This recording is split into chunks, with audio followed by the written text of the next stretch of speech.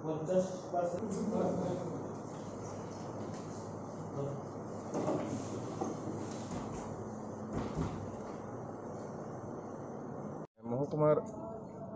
ভিত্তিতে আমরা জার্নালিস্ট ইউনিয়নের উদ্যোগে এসডিএম সাহেবের কাছে 6টা দফা দাবি নিয়ে, আমাদের সাংবাদিকের 6টা দফা দাবি নিয়ে আমরা ওনার সাথে মিট করি।